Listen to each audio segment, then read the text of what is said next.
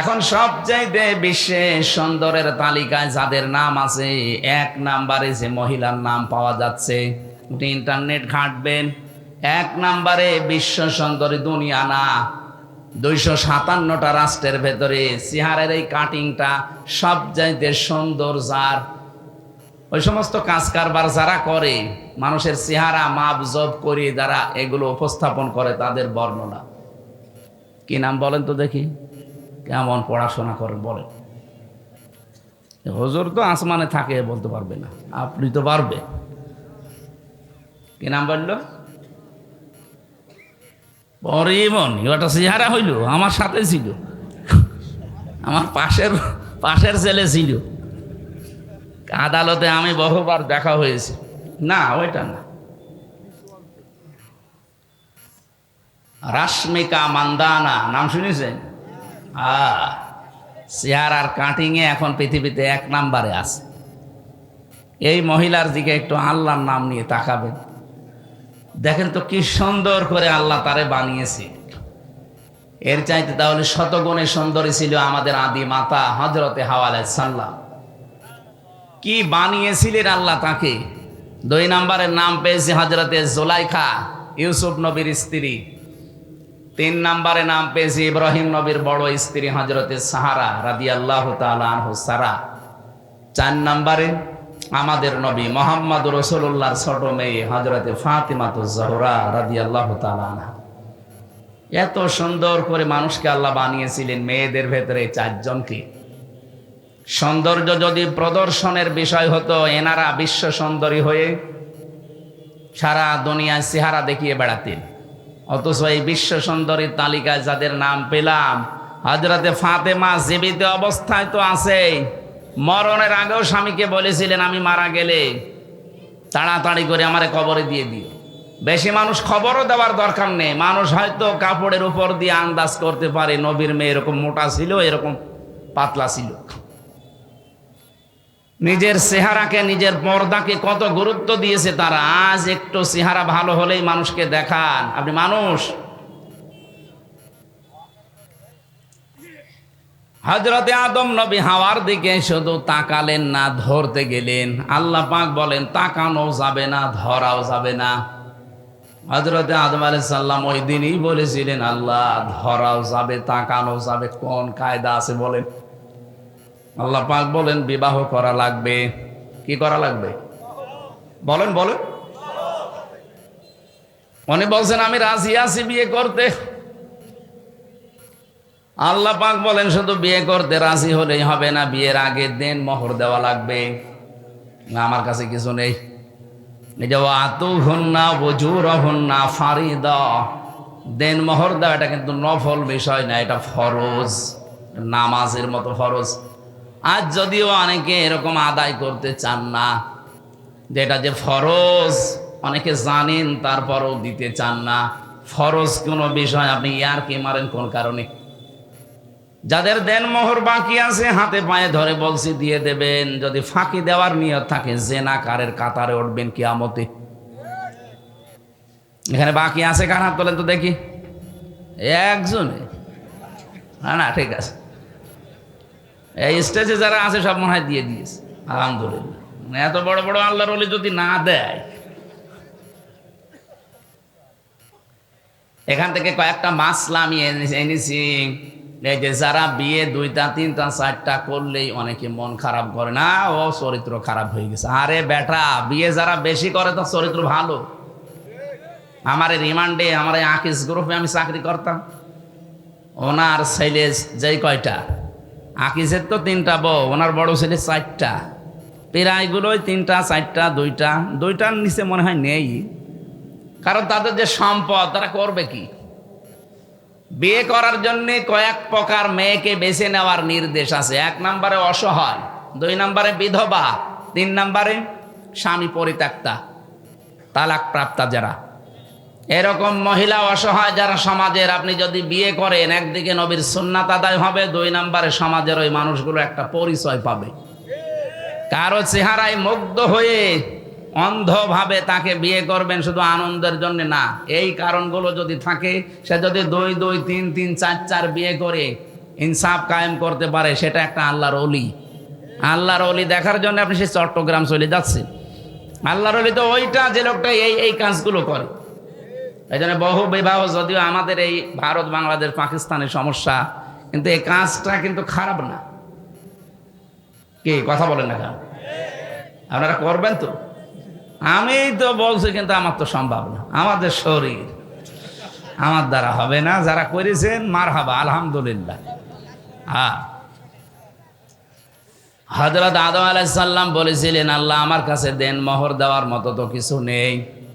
তিনি ওই সময়, আমি এটা তাফসিরে পেয়েছি, বিশ্বনবী মুহাম্মদুর রাসূলুল্লাহর নামে 10 বার তিনি দরুদ পড়েছিলেন, ওইটাই তার দেন মোহর ছিল। তারপরও দেওয়া লাগবে। আমার মনে হয় ওই শরীয়ত যদি এখন থাকতো, দেন মোহর হিসাবে 10 বার দরুদ না 100 বার পড়তাম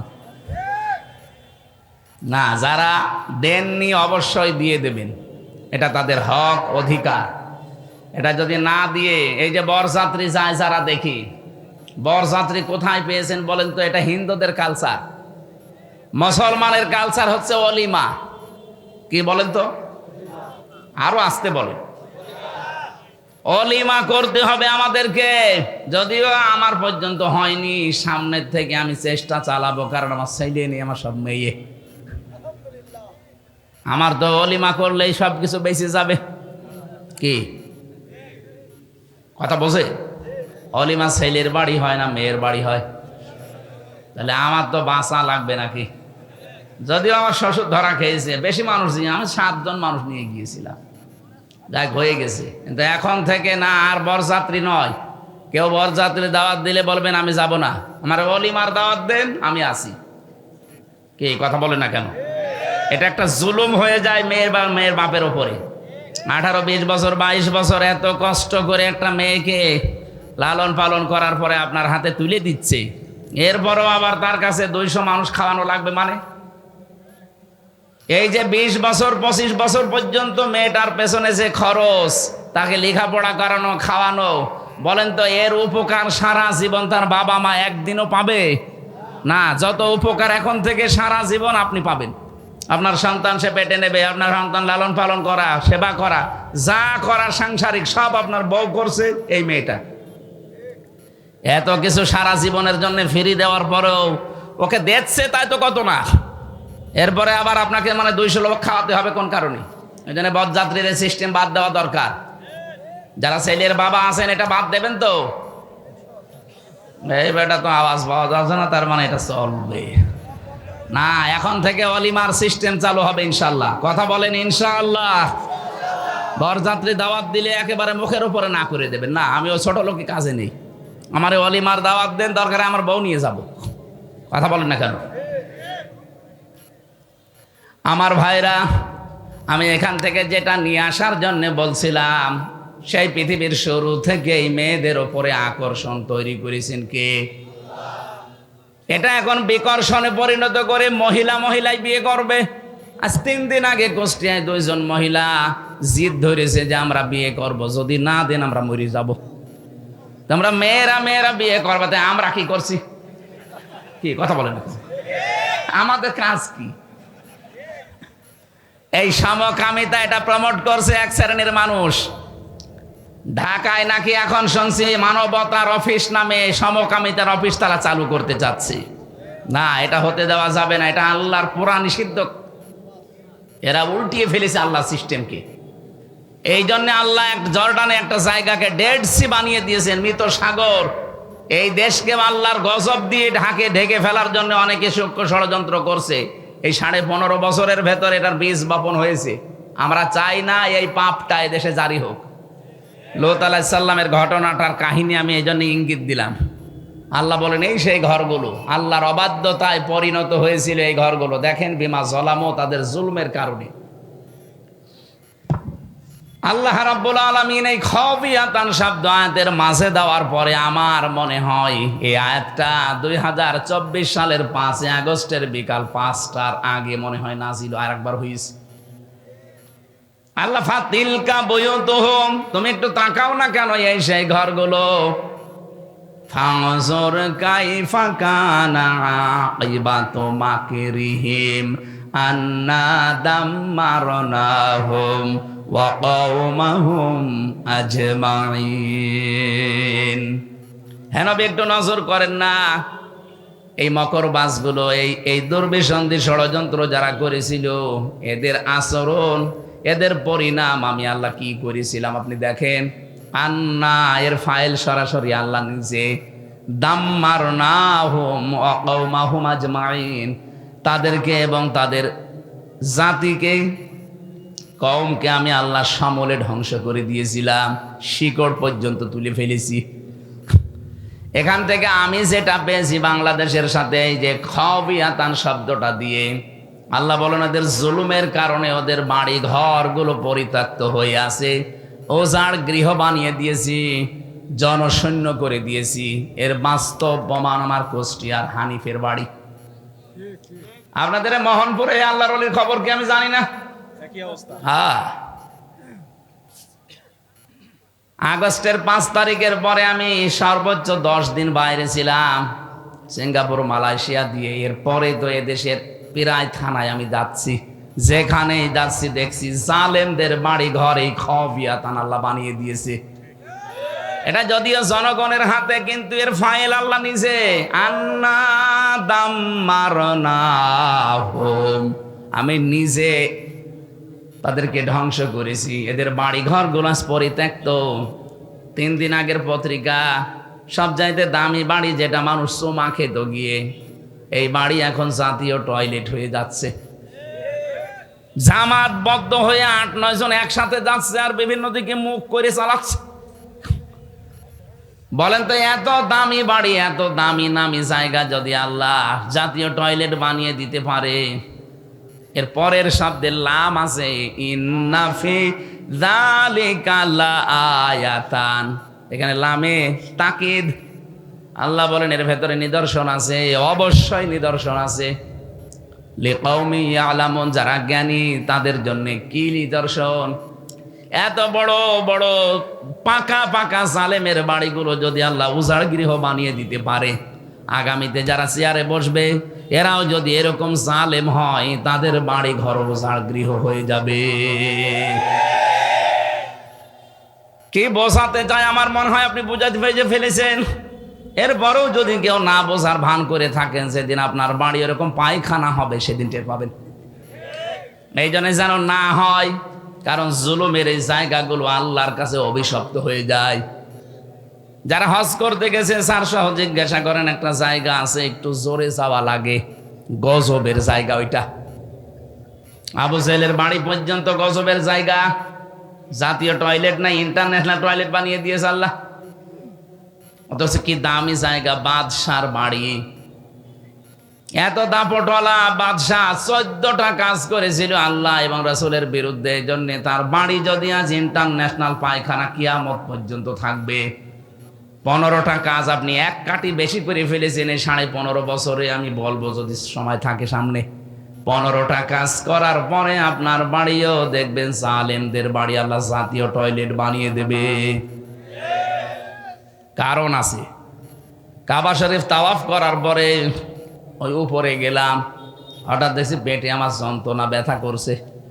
এক পুলিশকে ডাক দিয়ে বললাম, ইয়া সাদিক তাল, এ ভাই এদিকে আসেন, বন্ধু এদিকে আসেন। বলে কি? জিজ্ঞাসা করলাম আমার নিজের, ওনার ভাষা দিয়ে, আমার পেটে তো ব্যথা করছে, এতক্ষণ তো ভালোই লাগছিল, ফার্মেসি কত দূর? আমার বলছে, ইয়া হাজিয়াল হজ্জা তাই না বিলা দোকা। হাজি দেশ কোথায়? যে তুমি বাংলাদেশ। বাংলাদেশ থেকে এসেছি। আমার বলছে, হাজি জানেন না এটা কোন জায়গা? না তো। আবু জেহেলের বাড়ি। আপনি এখনো পায়খানা না করে দাঁড়িয়ে আছেন, তাড়াতাড়ি করেন। পায়খানা করে এসে দেখি আমার পেটের ব্যথা ভালো হয়ে গেছে। আল্লাহ আমাকে জানাতে চাচ্ছে, হামজা এত টাকা খরচ করে আসলে আর এই শয়তানের বাড়ি পায়খানা না করে চলে যাবা। আমার তো মনে হচ্ছে আগামী থেকে বাইরের দেশ থেকে যারা আসবে, জালেমদের বাড়ি ঘরগুলো আল্লাহ ওইরকম টয়লেট বানিয়ে দেবে। নাই তো বলেন তো, 7 জন 10 জন করে একসাথে যাচ্ছে, অবশ্যই কোনো কারণ আছে। হয়তো কারো পেটে ব্যথা, অথবা কারো চাপ বেশি। কথা বলছে না কেন? জালেমদের জায়গাগুলো যেহেতু অভিশপ্ত হয়ে যায়, সত্যি সত্যি যদি কাজ করেন দেখবেন আপনি সুস্থ হয়ে গেছেন। না আমার বাড়ি আপনার বাড়ি আবার যেন 5 বছর পরে এরকম জাতীয় টয়লেট হয়ে না যায়।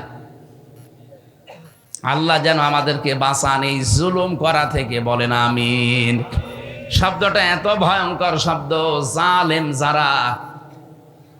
কোরআনে কারীম আল্লাহ রাব্বুল আলামিন সূরা ইব্রাহিমে জানিয়েছেন, ওয়া আনদির বিহিল্লাযীনা ইয়াখাওয়ানদিরিন নাসা ইয়াওমা ইয়াতিহিমুল আযাব ওয়া আনদিরিন নাসা ইয়াওমা ইয়াতিহিমুল আযাব ফায়াকুলুল্লাযীনা যালামু রব্বানা আখিরনা ইলা আজালিন করিব নুজিব দাওয়াতাকা ওয়া নাত্তাবি'র রাসূল আওয়ালাম তাকুনু আকসামতুম মিন ক্বাবলু মা লাকুম মিন সাওয়াল। বলেন আল্লাহু আকবার। আজটা আরবিতে পড়লেই কেমন যেন আমার ভেতরে একটা কম্পন তৈরি হয়। বাংলাদেশের সাথে কত মিল। আওয়ালাম তাকুনু আকসামতুম মিন ক্বাবলু মা লাকুম মিন সাওয়াল। আল্লাহ পাক প্রশ্ন দিচ্ছেন, আরে ওরা কি বলতো না এর আগে যে আমাদের কোনো লয় নেই, ক্ষয় নেই, কোনো ধ্বংস নেই? 15.5 বছরের যা যা বলেছে আল্লাহ মনে হচ্ছে 15.5 বছরে কোরআনে কারিমে ওইগুলোই দিয়ে দিয়েছে। সব কথার এক কথা, আমরা যাই করি যেন জালেম না হই, মাজলুম হন। কারণ মাজলুমের পক্ষে আমার আল্লাহ, কিন্তু জালেমের বিপক্ষে আল্লাহ নিজে মামলা দেবে। ইন্নামাস সাবিলু আলাল্লাযীনা ইয়াযলিমুনান নাস। সূরা শুরার 42 নম্বর আয়াতের প্রথম অংশে আছে, অবশ্যই আমি আল্লাহ নিজে অভিযোগ দেব, মামলা দেব, কেস করব জালেমদের বিরুদ্ধে যারা মানুষের উপরে জুলুম করে। এখানে ইয়াজলিমুনাল মুসলিমুনা নেই, ইয়াজলিমুনা মুজারে, এরা লাগে নাস দিয়েছেন, মুসলিমুনা দেয়নি আল্লাহ। মানুষ হয়ে যদি কেউ মানুষের উপরে জুলুম করে এবং করবে, অনেকে এখন করছে না কিন্তু নিয়ত করে আছে যে করব, সুযোগ পাই, এরকম নিয়ত অনেকের নেই। অনেকে এই নিয়ত করে অলরেডি বসে আছে যে একটু বসি আগে দেখেন কি করি। এই জন্য ইয়াজলিমুনা দিয়েছেন। বর্তমান ভবিষ্যতে, ভবিষ্যৎ বলতে কিয়ামত পর্যন্ত মানুষ হয়ে যারা মানুষের অধিকার নষ্ট করে, তাদের উপরে জুলুম করছে, করবে, তারা মামলার আসামি হামজার। কার? আপনি টের পাচ্ছেন কত কঠিন শব্দ এটা? আল্লাহ নিজে মামলা দায়ের করবেন। মামলার বাদী যত বড় হয়, শক্ত হয়, মামলা কিন্তু ওইরকম কঠিন হয়ে দাঁড়ায়। আমারা যদি কোনো সলিমদ্দি মামলা দিত, আল্লাহর কসম 3 দিনের বেশি আমি থাকতাম না। কারণ আমি যে জায়গায় ছিলাম, ক টাকা লাগবে আপনার? আকিজ গ্রুপ তো বাংলাদেশের 2-3 জনের ভেতরে একজন। আমি ওদের খতিব ছিলাম, যা চাইতাম ওরা তাই করতো। যে গাড়ি দিয়েছিল দেখেছিলেন না, কোটি টাকার উপরে দাম। একটা খতিবকে বাংলাদেশে এত টাকার গাড়ি দেয়, বাড়ি দেয়, কে দিয়েছে? ওরা সব করেছিল আমাকে দিন প্রচারের জন্যে। বলেছিল যা লাগে সব করব, শুধু দিনের কথাগুলো প্রচার করবেন, টাকা পয়সা যদি কেউ দেয় ওগুলো মাদ্রাসা বানাবো, ওখানে দিয়ে দেবেন, আপনার যা লাগে আমরা দেব। এখান থেকে একটা মাসলা বলি, এই যে দিনের প্রচারক যারা, বিশেষ করে দায়ী ইলাল্লাহ, এটা যদি ইখলাসের সাথে কেউ কাজ করে, যারা আজ বাংলাদেশের নাম করা বড় বড় আলেমের নাম নিয়ে যে 1,50,000 না হলে আমি যাব না, এদের পিটানো দরকার। কোন জায়গায় পেয়েছেন ভণ্ডামি? একটা মানুষ চলতে কয় টাকা লাগে? আমার নামে যারা এগুলো করেছিলেন বা করছেন, যদি আমি দেখিনি কোনো জায়গায়, যদি পাই, আমি তো আজ পর্যন্ত কেউ 5 টাকা দিয়েছে না 2 টাকা দেখিও না। যার মাধ্যমে নিয়ে সে পকেটে যা দিয়ে দেয় তাই। যদি 5 লাখ দেয় ভালো, যদি 5 টাকা দেয় তাও ভালো। আমারে 300 টাকাও দিয়েছে, 280 টাকা আমার খরচ। আমি ঝিনাইদহ শৈলকুপায় গিয়েছিলাম, যাওয়া আসা, তখন যেতাম ওই ভ্যানে, বাসে, করিমন, নসিমনে।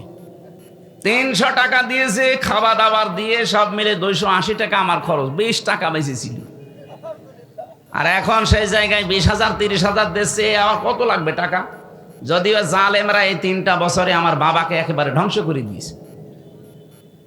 আকিস গ্রুপের কাছে শুনলাম 32 লাখ টাকা নিয়েছে। বলেছে যদি টাকা না দেন, আপনাদের কাছে ছিল আপনাদেরকেও জড়িয়ে দেব। ওরা ভয়তে টাকা দিয়েছে। 1-2 টাকা না, মালিক আমারে বলছিল কয়েকদিন আগে যে আমাদের কাছে 32 লাখের উপরে 35 লাখ চেয়েছিল, দিয়েছি, এরপরও বলছে আর টাকা দেবেন না। মানুষের টাকা পায়। আর আমার বাবারে বলেছিল এই যে নিয়ে গেলাম, যদি মামলা থেকে বাঁচাতে চান কালকে 10 লাখ দেবেন। গ্রাম্য মানুষও ভয়তে 8 লাখ দিয়ে দিয়েছে। আরে 3 বছরে কতবার মামলা হাইকোর্ট পর্যন্ত তুলেছে। একটা মামলা সিএমএম কোর্ট, জজ কোর্ট, হাইকোর্ট, কত টাকা লাগে জানেন? 32 বার তুলেছে মামলা। আমার 2 মামলায় যদি আমার মনে হয় 31-32 লাখ টাকা আমার বাবা চলে গেছে। আর এখন সেই মামলার আয়ু সেই ওসি কল দিয়ে বলছে হুজুর মাফ করে দিন। মাফ কিসের? আগে টাকা ফেরত দেন। মাফ করে দেবো, অসুবিধা না, আগে টাকা ফেরত দেন, এরপরে বলেন আস্তাগফিরুল্লাহ। কথা বলছেন এখন? শুধু আমার সাথে না, এই 15.5 বছরে যার সাথে যে অপরাধ করেছেন, সে জামাত বুঝি না, শিবির বুঝি না, বিএনপি বুঝি না, যার সাথে অপরাধ আপনি করেছেন তার কাছে আগে ক্ষমা চাবেন আর তার ক্ষতিপূরণ দিয়ে দেবেন। আপনি তার ক্ষতিপূরণ দেবেন না, 15.5 বছরে আপনার কারণে লোকটা উপরের চেয়ারে উঠতে পারেনি। কি এরকম মানুষ নেই দেশে? আপনার কারণে লোকটার ব্যবসা বন্ধ হয়ে গেছে, আপনি চাঁদাবাজি করেছেন, মিথ্যা মামলা দিয়ে, মিথ্যা সাক্ষী দিয়ে ওর জীবন থেকে 8-10 বছর ধ্বংস করে দিয়েছেন। খুন, গুম আর আয়না ঘর তো আছেই। আমার ওই 10 দিনে আমি আয়না ঘরে যা দেখেছি, এত বড় বড় নখ হয়ে গেছে এক একজনের, এত বড় বড় নখ, মনে হচ্ছে যে দাড়ি গোপ চুল জঙ্গল থেকে আসতেছে। তো প্রতিদিন পাইনি, কয়েকদিন শুধু পেয়েছিলাম। এই মানুষগুলো এই নখ দিয়ে দেখতাম এই খুশিয়ে খুশিয়ে লিখেছে দেওয়ালের সাথে, আর ভাঙা ভাঙা অক্ষরে লিখা আছে, ভাই কেউ যদি বাইরে যেতে পারেন এই নাম্বারে একটু বলবেন যে এই নাম্বারের লোকটা বেশি আছে। আর আপনি বলেন আমি কি করেছি যে আমার দেশ থেকে তাড়িয়ে দিল? আপনি তাড়িয়ে চলে গেছেন, বেঁচে গেছেন। যা করেছেন দেশের মানুষ জানে না। তাই আমি তো বের হয়েই বলতে চেয়েছিলাম, কিন্তু গোয়েন্দারা আমারে বলেছে না, কিচ্ছু বলা যাবে না, যদি বলেন আবার নিয়ে আয়। কিন্তু এখন তো আর নেই। এই কয়েকদিন আগে গোয়েন্দা বিভাগের প্রধান যিনি দায়িত্বে পেয়েছেন, উনি আমারে বলছিলেন মাহফিল যেখানে হবে বাংলাদেশের 56,000 বর্গ মাইলে কারো অনুমতি নেওয়া লাগবে না। কিসের অনুমতি নেওয়া লাগবে? যেখানে যেই ফোর্সে কথা বলা দরকার কোরআন থেকে বলবেন, কিন্তু 2টা কথা কমিটিকে বলবেন, তারা যেন মেয়েদের আলাদা জায়গা এবং পর্যাপ্ত ওদের টয়লেটের যে ব্যবস্থা আছে ওইগুলো করে দেয়, পর্দাটা ঠিক রাখে। আর ছেলেদের যে জায়গাগুলো, এখানে আলোর ব্যবস্থা করতে বলবেন। বাকি কোরআনের কথা বলতে কোনো বাধা নেই। যদি কেউ কিছু বলে শুধু আমারে তার নাম ঠিকানা দেবেন, ওর ঠ্যাং ভেঙে ফেলবো। আমি বললাম যে স্যার আপনি এতদিন ছিলেন কোথায়? বলছে না, আমিও বৈষম্যের শিকার, আমি এতদিন দায়িত্ব পাইনি, আমি কিছুদিন আগে পেয়েছি। আমি মুসলমান, যেভাবে করা লাগে মুসলিম একজন দায়িত্ব আমি ওইভাবে পালন করবো। আপনি চালাবেন কোরআনের কথা। এই জন্য এখন দেখছে আর কেউ বাধা দিচ্ছে না। অনুমতির তো প্রশ্নই আসে না, কিসের অনুমতি লাগবে? এই পাশের থানা মোহনপুরের যে দায়িত্ব ছিল, মোহনপুর পবা মিলে, ওনার কাছে অনুমতি নেবেন। ওকে মুসলমান, কি নাম যেন ছিল, আইন উদ্দিন। কিসের আইন? বেআইনি কাজ করে 15.5 বছর ছিল, ওর নাম আমার আইন উদ্দিন দিয়েছে।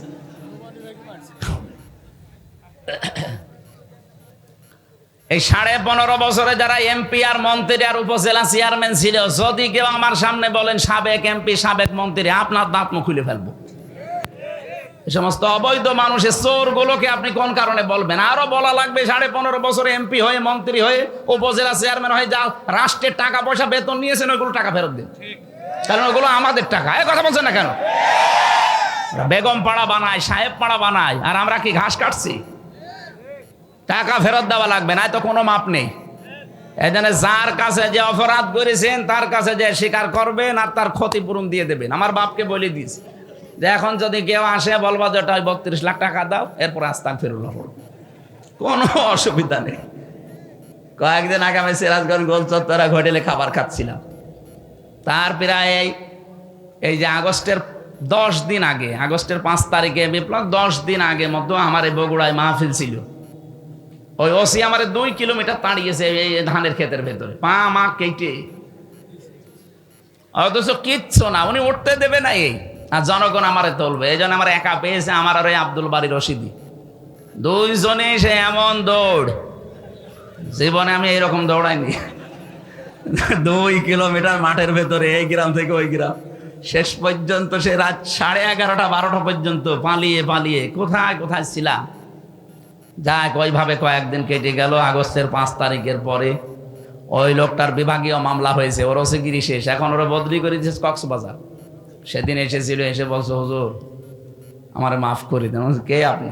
বলছে আমি সে আবুল কালাম আজাদ, ওসি বগুড়া। আপনার তো খুঁজছি। কি? আচ্ছা মাফ করো না। মাফ করবো? ওই দিন যে গাড়ি আটক করে টাকা নিয়েছিলেন, ওই বাড়ি ভাইয়ের কাছে 1,13,000 সে টাকা ফেরত দেন। বলছে টাকা আনি না। কিসের মাফ চাইতেছেন? আগে টাকা দেবেন, এরপরে মাফ। শুধু আমি একা না, এদেশের যত মানুষকে এভাবে নাসিহাল করা হয়েছে, কেউ মাফ নেই। আগে টাকা ফেরত দেন, ক্ষতিপূরণ দেন, এরপরে আপনি আস্তাগফিরুল্লাহ পড়েন। জালেমদের বিরুদ্ধে মামলা এই জন্য আমির হামজার না, সরাসরি কে দেবে? আমার মামলা যেহেতু বাদী ছিল সরাসরি, ওই যে পালিয়েছে উনি, তাছাড়া সাধারণ মানুষ হলে আমারে আটকিয়ে রাখতে পারতো না। এই জন্য আমারে হয়নি, লাল দাগ মেরে দিয়েছে মামুনুল হক আমির হামজা। যতবার তুলি আইনের কোনো বাধা নেই, কিন্তু না হবে না।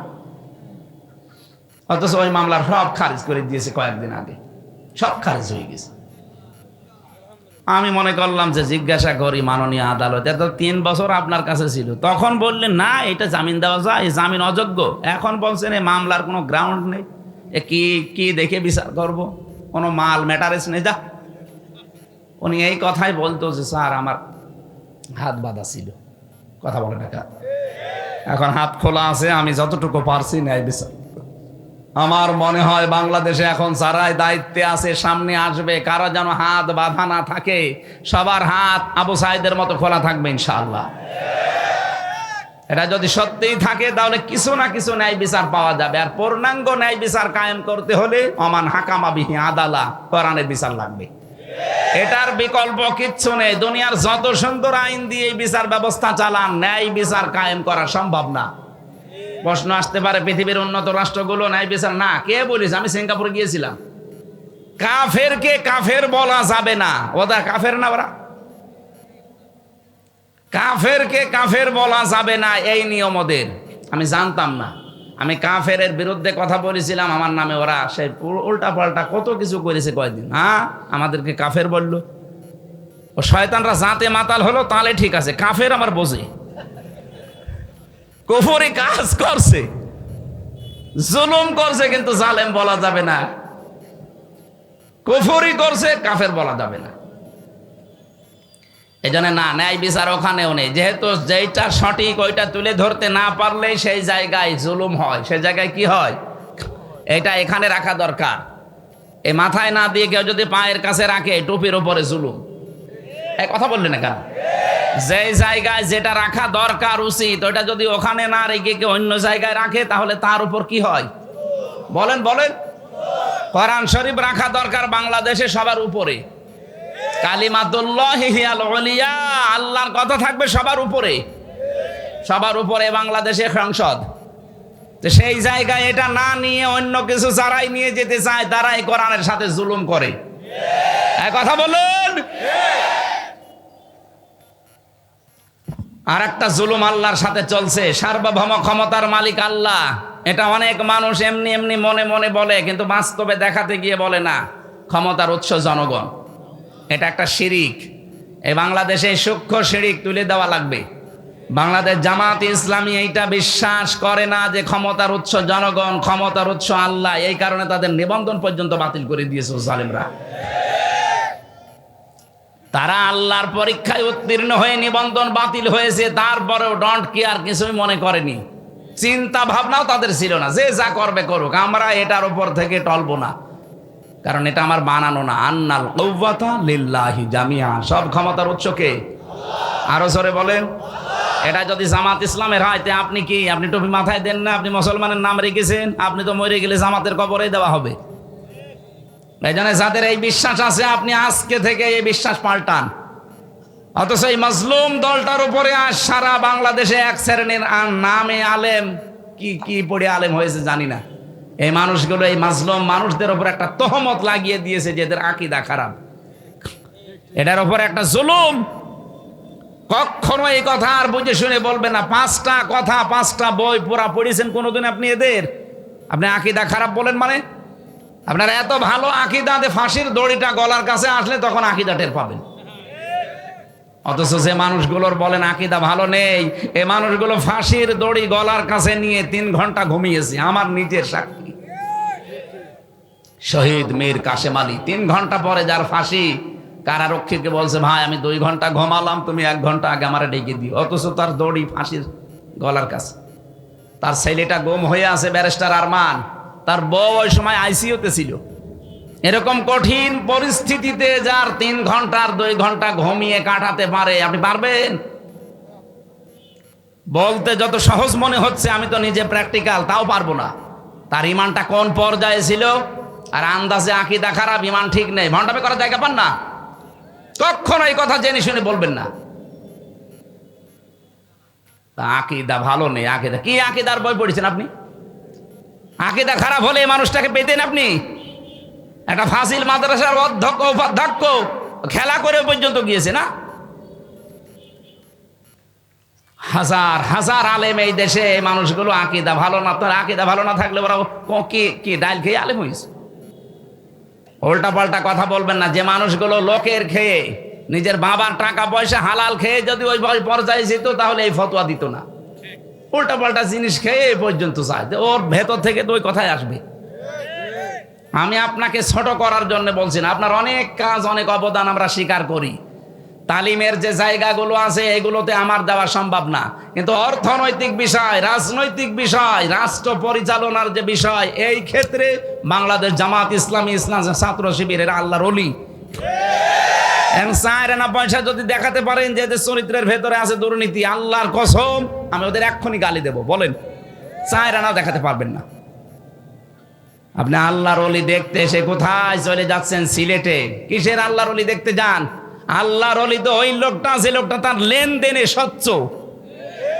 5টা গুণ লাগে আল্লাহর ওলি হওয়ার জন্য। 5 নাম্বার এটা, লেনদেনে স্বচ্ছ হওয়া লাগে। আর দেশে লেনদেনে স্বচ্ছ কে আপনি টের পাচ্ছেন না? বলেন তো। সত্যকে সত্য জানার পরও আপনি গোপন রাখবেন কোন কারণে? আমি কি বেশি বলে ফেললাম? মানে একটা কথা প্রমাণ করেন যে হ্যাঁ এদের চরিত্রের ভেতরে কি কি খুঁত পেয়েছেন। এরা তো আর মাদ্রাসায় আপনার মতো 24 ঘন্টা পড়ে না। জেনারেল শিক্ষিত মানুষ, একজন একটা বিড়ি খায় না, একটা সিগারেট খায় না, একটা লাল পানি খায় না। আপনি বসেন এই ঝঞ্ঝা বিক্ষুব্ধ দুনিয়ায় এই টিকে থাকা কত কঠিন। আপনার চরিত্র কোন জায়গায় আপনি নিজেও জানেন না, অথচ এই মানুষটা যেটা সামনে করে সেটা পেছনেও করে, একই কাজ। আজ এই মোবাইলের মাধ্যমে কত মানুষ তার চরিত্র ধ্বংস করে ফেলছে। কথা বলে না কেন? কত মানুষ এখানে দেখতে মনে হয় আসমান থেকে পালিয়ে এসেছে, অথচ মোবাইলে এমন দৃশ্য যেটা নিজে দেখলে আনন্দ লাগে, অন্য দেখলে লজ্জা পায়। এটা হারাম না? এই কথা বলে না কেন? এই হারাম কাজ কার মোবাইলে আছে আমি জানি না, যার আছে এখনই ডিলিট করা লাগবে। এই ছেলে বসো, ওরা বসিয়ে দেন। কি প্রসাব করা, পায়খানা করা আর বিড়ি খাওয়া ছাড়া কেউ যাবেন না। বিড়ি যদি খুব বেশি নেশা লাগে খেয়ে আমার চলে আসবেন। কি এটা তো আর খুব বড় না। তারপরেও এখন হুজুররা আছে, অনেক এলাকায় দেখেছি ইমাম সাহেব বিড়ি খাচ্ছে। আমি সিলেটে পেয়েছি, কি গো ইমাম সাহেব কেবল বিড়ি খাচ্ছিল, বলছে ওটা বাঁধবে না। এই জন্য খুব বেশি নেশা লাগলে খেয়ে আবার চলে আসবেন তাড়াতাড়ি। আবার সবার সামনে খেয়েন না। আর ওই যে যেটা উঠে চলে যাচ্ছে কি, ওর কোন নাম্বারে দেন, ছেড়ে দিন। ও তো এখনো মনে হয় ফুল হাতায় আছে, হাফ হাতা হয়নি। জেলখানে আমাদের দেবদুলাল ছিল জেলার, যখনই আসতো সব চিল্লে তো ফুল হাতা আসতেছে। ফুল হাতা মানে মুসলমানে দেয়নি, তো ওইটা তো মনে হয় এরকমই। দেন, ছেড়ে দিন। তা আমরা যেটা বলতে চাচ্ছিলাম, আমরা অর্থনৈতিক বিষয়ে এই কঠিন পরিস্থিতি যারা চরিত্র লেনদেন স্বচ্ছ রাখতে পারে, টিকিয়ে রাখতে পারে, কত রকমের কঠিন অবস্থা আপনি টের পাচ্ছেন না। ঝঞ্ঝা বিক্ষুব্ধ পৃথিবী, গণার জন্য মানুষ পাগল হয়ে যাচ্ছে। আমরা আমাদের মোবাইলটা একটু চেক করে নিজের ইমানকে প্রশ্ন করেন তো, আপনার আকীদা ঠিক আছে কিনা বলেন। আপনি যে প্রকাশ্য এবং গোনা গোপনে করে যাচ্ছেন, কেউ টের পাচ্ছেন না। যারা গোপনে গোনা করে তাদের চেহারার উজ্জ্বলতা আল্লাহ নষ্ট করে দেয়। আমি এখানে একটা একটা চেহারা দেখে বলতে পারবো ওর মোবাইলে কি আছে। দাঁড় করান সামনে, 10টা লাইন করেন, আমি সব বলে দিতে পারবো। এমন কোন দৃশ্য যদি থাকে যেটা নিজে দেখলে আনন্দ পান, অন্য কেউ দেখলে লজ্জা লাগে, এক্ষুনি ডিলিট করা লাগবে, এক্ষুনি, সে যেই হোক। করেন, তাড়াতাড়ি করেন, ডিলিট করেন তাড়াতাড়ি, তারপরে ওয়াজ করব। ডিলিট করবেন কিনা বলেন, হাত তোলেন তো, কারা কারা করবেন। কি আছে মোবাইলে দেখে? হ্যাঁ, বসে আছেন মুরব্বী মানুষ, দাঁড়িয়ালা মানুষ, নাউজুবিল্লাহ। না, গান আছে, ভালো গান রাখবেন, ইসলামিক গান যেগুলো এগুলো রাখবেন, পরিমনের গান আবার রাখবেন না। আমার ভাইরা, কোরআনে কারিমের যেই কথা এ পর্যন্ত তুলে আনার জন্য বলেছিলাম, আল্লাহ পাক লা টান দিয়েছেন, ইন্না ফি যালিকা লায়াতাল লিকাউমিন ইয়ালামুন। এই কথাগুলো বলছে, ওজাড় গৃহগুলো তোমাদেরকে দেখালাম, জনশূন্য করে দিয়েছি। জালেমদের বাড়ি কেন? এটার শিক্ষা আছে। জ্ঞানী মানুষ যদি হয়ে থাকো, সামনে যদি কোনোদিন ক্ষমতার চেয়ার পাও, কখনো এই কাজ করবা না যেন তোমার বাড়িওয়ালা এরকম করে দেয়। আল্লাহ আমাদেরকে যেন নিজ হাতে বাঁচান, বলেন আমিন। আমরা একটা গ্রাম সম্পর্কে আয়াত পড়েছি, একটা গ্রামের উদাহরণ আল্লাহ উপমা দিচ্ছেন, দৃষ্টান্ত দিচ্ছেন। সূরা নমল 112 নম্বর আয়াত, খুব খেয়াল করে শুনবেন। আল্লাহ রাব্বুল আলামিন বলেন, দরাবাল্লাহু মাসালান ক্বরয়াতান কানাত আমিনাতাম মুতমাইন্না। প্রত্যেকটি শব্দ থেকে আমরা শিক্ষা বের করব। এইদিকে তাকান। আল্লাহ বলেন, আমি দৃষ্টান্ত দিয়েছি একটা গ্রামের। তাফসিরে মুফাসসিরে গ্রাম সম্পর্কে তথ্য দেওয়ার যে আমি পড়ে দেখি, সেটা মক্কা নগরীকে তারা মিন করেছে, যে মক্কা নগরী এটা কানাত আমিনাতান মুতমাইন্নাতান। দুইটা বিষয় আল্লাহ বলেন সেখানে ছিল। 1 নম্বরে নিরাপত্তা, 2 নম্বরে প্রশান্তি। এই শহরকে আমি আল্লাহ নিরাপত্তা এবং প্রশান্তি দিয়ে ভরে দিয়েছিলাম। ইয়াতিহা রিজকুহা রাগাদাম মিন কুল্লি মাকান, বিভিন্ন দিক থেকে রিজিক আসতো স্বাচ্ছন্দ্যে। তাদের যা প্রয়োজন ছিল রিজিকগুলো বিভিন্ন লাইন দিয়ে, ইয়ামেনের নাম আছে, সিরিয়ার নাম আছে, কাতারের নাম আছে, আশপাশের রাষ্ট্র থেকে আসতো। আল্লাহ পাক বলেন, ফাকাফারাতে বিআনউমিল্লাহ। এই যে কতগুলো নিয়ামতের কথা বললাম, একটা আমানা নিরাপত্তা, 2 নম্বরে মুতমাইন্না প্রশান্তি, নির্মল একটা পরিবেশ, 3 নম্বরে বিভিন্ন জায়গা থেকে রিজিক এসে তাদেরকে স্বাচ্ছন্দ্যে চলাফেরা করার গ্যারান্টি। কিন্তু এই মানুষগুলো যখন আল্লাহর নিয়ামতের সাথে কুফরি করা আরম্ভ করেছে, কুফরের ধরনগুলো আমি যে 15টা বলেছিলাম, বলবো ইনশাআল্লাহ, ওই জামানায় 14টা ছিল। ফাকাফারাত বিআনউমিল্লাহ, আল্লাহর এই নিয়ামতকে যারা কুফরিতে পরিণত করেছে, কুফরি করেছে আল্লাহর নিয়ামতের সাথে, ফাযাকাল্লাহ, এখানে ফাইল আল্লাহ নিজে। আল্লাহ পাক বলেন, আমি তখন তাদেরকে মজা চাকালাম, স্বাদ গ্রহণ করালাম, লিবাসাল জুই ওয়াল খাউফি, শাস্তি হিসাবে 2টা পোশাক পরিয়ে দিলাম, একটা ক্ষুধার, 2 নম্বরে ভয়ের, বিমা কানু ইয়াসনাউন, কারণ তারা এই কাজগুলো করেছিল। এবার আসেন তো আমরা দেখি আল্লাহ আমাদের কি বোঝাতে চাচ্ছেন এই আয়াত দিয়ে। রব্বুল আলামিন বলেন, পৃথিবী থেকে যে গণা করে এই গণাগুলো উপরে চলে যায়। তাফসিরে তাবারির ভেতরে দেখেছি, বিশ্ব নবী যখন যাচ্ছিলেন জিবরাইলের সাথে মেরাজে, তখন দেখলেন কালো কালো কি যেন উঠতেছে উপরে, আর পিপিলিকার মতো কালো কালো কি যেন নামতেছে। নবীজি দেখেই জিজ্ঞাসা করলেন, ইয়া আখি জিবরাইল, এই যে এগুলো কি?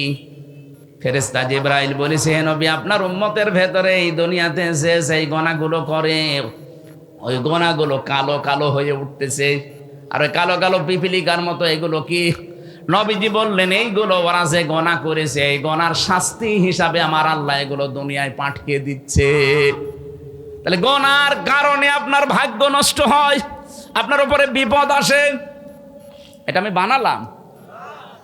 সূরা রোমের 41 নাম্বার আয়াতটা এর দলিল, যাহারাল ফাসাদু ফিল বাররি ওয়াল বাহরি বিমা কাসাবাত আইদিন নাস লিইউযীকাহুম বা'দাল্লাযী আমিলু লা'আল্লাহুম ইয়ারজিউন। জলস্থলে যে বিপদ আপদ মুসিবত গুলো দেখতে পাও, একটাও আমি আল্লাহ নিজের ইচ্ছায় পাঠাই না, সব তোমাদের হাতের কামাই। যা করো ওইটাই উপরে চলে যায়, ওখান থেকে শাস্তি হিসাবে আমি আল্লাহ পাঠাই। কেন পাঠাই জানো? লিইউযীকাহুম, তোমাদেরকে আমি স্বাদ চাকাতে চাই। লিইউযীকাহুম বা'দাল্লাযী আমিলু, কিছু আমলের কিছু কাজের স্বাদ আমি চাকাতে চাই। আমি চাই লা'আল্লাহুম ইয়ারজিউন, তোমরা ফিরে আসবে। কিন্তু আমি আল্লাহর এই আশাটা পূরণ হয় না দেখি তোমরা আরো উল্টা বুঝে এ অপরাধ চালাতেই থাকো। এই জন্য জনপদের লোক, এই যে কারিয়া মানে জনপদ, গ্রাম। ওয়ালাউ আন্না আহলাল কুরা আমানু ওয়াত্তাকাউ লাফাতাহনা আলাইহিম বারাকাতিম মিনাস সামাই ওয়াল আরদ। এই পৃথিবীতে জনপদের লোকেরা, গ্রামের লোকেরা যদি ঈমান আনে আল্লাহর প্রতি, ঈমানের দাবি অনুযায়ী যদি তাকওয়া অবলম্বন করে, ভয় নীতি এগুলো করে, আমি আল্লাহ লাফাতাহানা সুপারলেটিভ ডিগ্রি দিয়ে বলছেন, গ্যারান্টি দিলাম। গ্যারান্টি কার? লাফাতাহানা, আমি নিজে খুলে দেব বারাকাত। বহু বচন দিয়েছেন, একটা দুইটা না, বারাকাতিম মিনাস সামাই ওয়াল আরদ, আকাশ আর জমিনে যত বরকতের দরজা সব খুলে দেব। এই খুলে দেওয়ার জন্য ফেরেশতা লাগবে না, আমি আল্লাহ নিজের কুদরত দিয়ে খুলে দেব। সুবহানাল্লাহ বলতে পারেন না? এবার আসেন তো আমরা কি পাঠাচ্ছি আর আল্লাহ আমাদের জন্য কি পাঠান। আমিনাতান মুতমাইন্নাতান, এক নম্বরে ওই গ্রাম যেটা কাবা শরীফ মক্কা শরীফের নাম আছে, এ প্রথম নাম্বারে তার নিদর্শন ছিল, সেটা ছিল নিরাপত্তায় বেষ্টিত। সূরা আলে ইমরানের 93 নাম্বার আয়াতের মাঝের অংশে আল্লাহ এই তথ্যটা দিয়েছেন, ওয়ামান দাখালাহু কানা আমিনা। এই কাবায় কেউ প্রবেশ করলে, এরিয়াতে আসলে আল্লাহ তাকে নিরাপত্তা দিয়ে দেয়। রাজশাহীবাসী, খুব সূক্ষ্ম বিষয় এখানে একটা লুকিয়ে আছে। কাবার এলাকায় প্রবেশ করলে নিরাপত্তা দেয় কে? আরো জোরে বলেন কেন?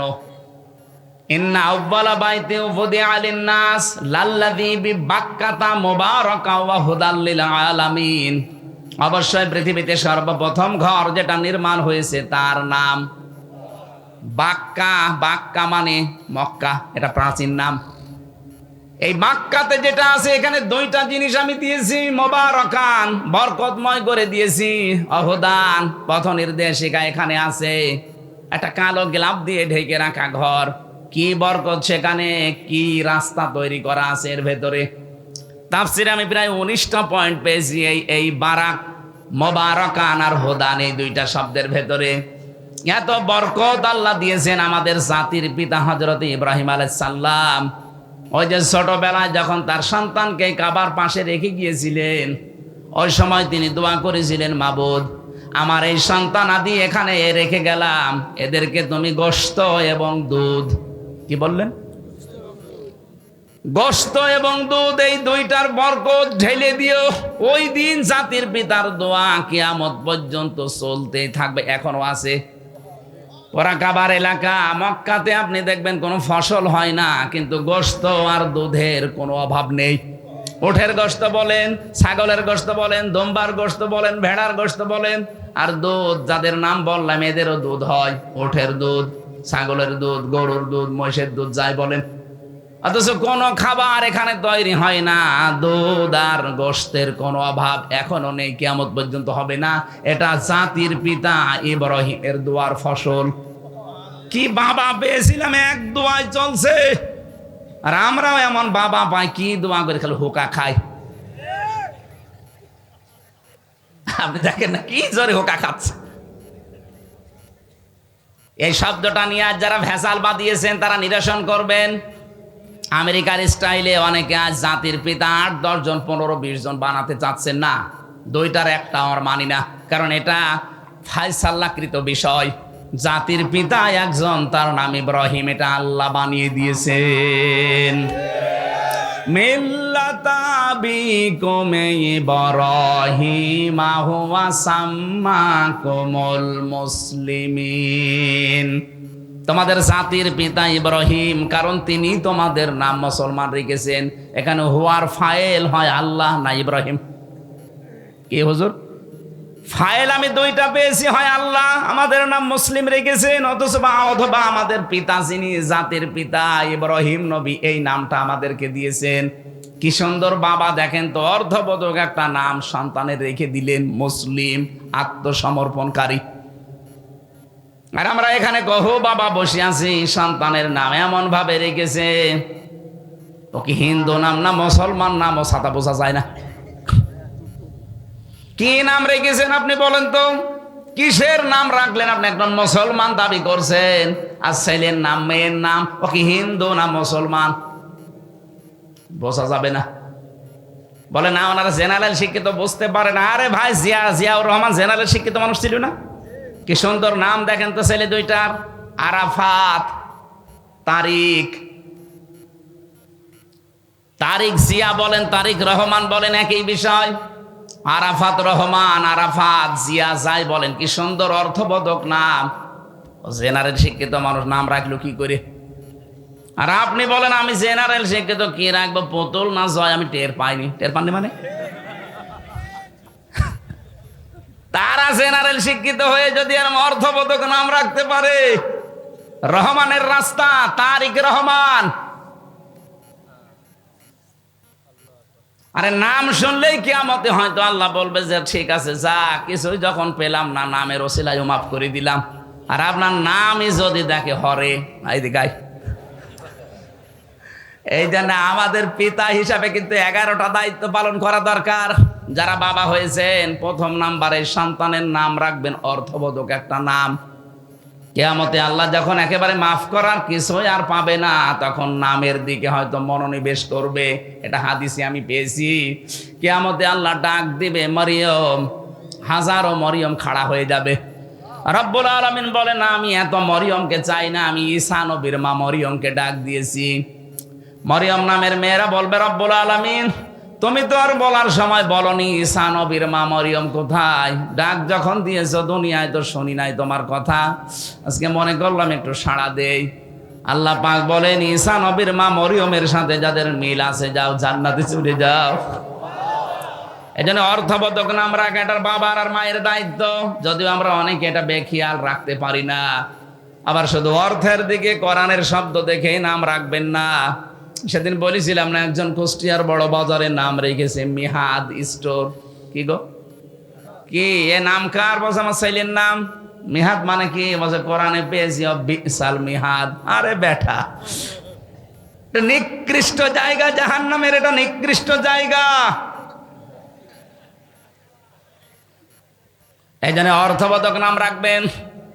আমি যেটা বলছিলাম, আমাদের জাতির পিতা একটা দোয়া করেছিলেন, আল্লাহ এই নিরাপত্তার শহরে তুমি গোশত এবং দুধের কোনো অভাব কিয়ামত পর্যন্ত দিও না। আল্লাহ দেবেও না। এই জায়গাটা যে এমন নিরাপদ, অথচ এর এরিয়ার বাইরে আপনি যাবেন, সেখানে ডাকাতি আছে, সেখানে ছিনতাই আছে, চুরি আছে, কিন্তু কাবার চত্বরের ভেতরে কোনো ছিনতাই নেই, নিরাপদ। বাবার হত্যাকারীকে দেখার পরও মানুষ ছেড়ে দিতে বলে না, এই জায়গায় কিছু করা যাবে না। আল্লাহ বলেন, আমাং দাখালাহু কানা আমিনা, পুরা জায়গাটা আমি নিরাপত্তা চাদর দিয়ে ঢেকে রাখলাম। বাংলাদেশ তো আর কাবা শরীফ না, কি এটা কি কাবা শরীফ? তাহলে এই জায়গা যদি নিরাপদের শহর বানাতে হয়, এটা তো 6010 কিলোমিটার দূরে বাংলাদেশটা, সেই সৌদি আরব থেকে 6000 কিলোমিটারের উপরে। এই জায়গাটা, এই 56,000 বর্গ মাইলের দেশটা যদি আন্তর্জাতিক বিভিন্ন যে চক্রান্ত চলছে, ষড়যন্ত্র চলছে, বিশেষ করে আমাদের প্রতিবেশীদের, এদের এই চক্রান্ত থেকে বাঁচাতে শান্তি, স্বস্তি, নিরাপত্তা দিয়ে যদি ঢেকে রাখতে হয়, কাবা শরীফের এরিয়ার মতো অবশ্যই কোনো কাজ আছে। কি? সূরা আনামের 82 নম্বর আয়াতে আল্লাহ কাজটা দিয়েছেন। আল্লাযীনা আমানু ওয়া লাম ইয়ালবিসু ঈমানাহুম বিযুলমিন উলাইকা লাহুমুল ইলা আখিরি আয়া। আল্লাহ পাক বলেন যারা ঈমান আনবে জনপদের আর ঈমানের সাথে জুলুমকে মিশ্রণ করবে না। এখানে জুলুম মানে শিরিক। জুলুম মানে কি বলেন বলেন? যারা ঈমানের সাথে শিরিককে মেশাবে না, উলাইকা লাহুমুল আমন, এরাই আমানতে আমানার হকদার। এখানে নিরাপত্তা, আমান মানে হক, নিরাপত্তার হকদার এরাই আমি আল্লাহর পক্ষ থেকে। 56,000 বর্গ মাইলকে যদি নিরাপত্তা চাদর দিয়ে ঢেকে রাখতে হয় সে যে কোনো শত্রু থেকে, অবশ্যই দেশে শিরিক মুক্ত দেশ গড়া লাগবে। অথচ 15.5 বছরে শিরিকের কারখানা তৈরি করেছিল। প্রতিষ্ঠান থেকে শুরু করে এমন কোনো জায়গা ছিল না যেখানে শিরিক নেই। মোড়ে মোড়ে মূর্তি তৈরি করার মাধ্যমেও শিরিক। কথা বলে না কেন? এত টাকা বাজেট করে করে খরচগুলো করেছিলেন, কি হলো? একটা দিনও তো যায়নি। কুষ্টিয়ার 5 রাস্তার মোড়ে যেটা বানিয়েছিল ছাতা এত শক্ত যে ভাঙা যাচ্ছিল না, শেষ পর্যন্ত ক্রেন নিয়ে এসে ভেঙেছে ব্যাকো দিয়ে। কি শক্ত, টেকে নাই। এখন ওই জায়গায় শহীদ চত্বর নাম দিয়েছে, কারণ 14 জন এক জায়গায় মারা গেছে ওই জায়গাটায়, আর 2 জন মারা গেছে বাড়িতে যাওয়ার পথে।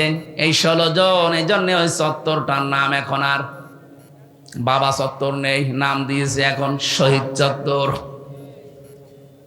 আল্লাহর 99টা নাম চারিদিকে খোদাই করে করে লিখে সাইনবোর্ড টাঙিয়ে দেওয়া হচ্ছে যে এটা শহীদ চত্বর। কিয়ামত পর্যন্ত হয়তো এইটা থাকবে না, কিন্তু পরিবর্তন হয়ে গেলে আগামী প্রজন্ম আবার আল্লাহর নামগুলো লিখে দেবে। কথা বলে না কেন? মানুষ কুষ্টিয়ার শহরে ঢুকতেই দেখবে যে আল্লাহর নামগুলো চোখে পড়লে যদি বলে ইয়া রহমানু, একবার এই 10টা নাকি হয়ে যাবে। আর যদি দেখতো যে দাঁড়িয়ে আছে আল্লাহর ওলি, ও দেখলেই বড় দোয়া করতো যে আর কাজ পাওনি। এই জন্য আমাদের এই দেশকে যদি শান্তি, আমরা নিরাপত্তার চাদরে ঢেকতে চাই, শিরিক মুক্ত এই দেশ গঠন করা লাগবে। যারাই কাজ করছেন শিরিক মুক্ত হওয়ার জন্য কাজ করেন। আমি তো একটা বললাম, জনগণ ক্ষমতার উৎস না। যারা বিশ্বাস করেন তারা শিরিক করছেন, আর শিরিক যারা করে তারা মুশরিক। কথা বলে না কেন? যারা এই বিশ্বাস করে ক্ষমতার উৎসকে বলেন, তারা একেবারে সব কিছু ছেড়ে দিয়ে কাজ চালান। এইটা যেন বাংলাদেশে কায়েম করতে পারি যে ক্ষমতার উৎস জনগণ নয়, ক্ষমতার উৎস আমার আল্লাহ। ডাইরেক্ট ইনডাইরেক্ট মিলে 903 জায়গায় আয়াতটা আল্লাহ দিয়েছেন, লিল্লাহি মুলকুস সামাওয়াতি ওয়াল আরদ কুলিল্লাহুম্মা মালিকাল মুলকি তুতিল মুলকা মান তাশা। ডাইরেক্ট এত আয়াত থাকার পরও এদেশের মুসলমানরা কেন এটা মানতে চায় না আমি বুঝি না। আরে ভাই, কোরআনের চোখ আমি লাগিয়ে দেখতে পাচ্ছি আপনি মুশরিক। আপনি মারা গেলে আপনার জাহান্নামী স্থান হবে, জান্নাত হারাম হবে।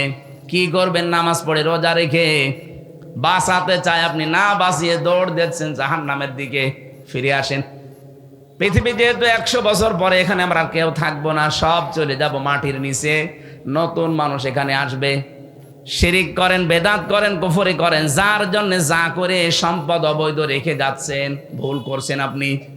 আমার এই ছোট্ট গানে বলে ভুল করছি আমরা, কারণ এখান থেকে যদি 200 বছর পরে ইসমাইল সাহেব আবার এই জায়গায় ফিরে আসে, এই বেলঘরিয়া মাদ্রাসায় এসে যদি বলে মাদ্রাসার আমি ভাইস প্রিন্সিপাল ছিলাম, এই ভবন আমি বানিয়েছি, এই বাড়িটা আমার বাড়ি, আমার মনে হয় 200 বছর পরে যারা এখানে পড়বে, এই বাড়িতে যারা থাকবে, তারা ওনারে ঢুকতেও দেবে না। বলে কিসের ইসমাইল আপনি?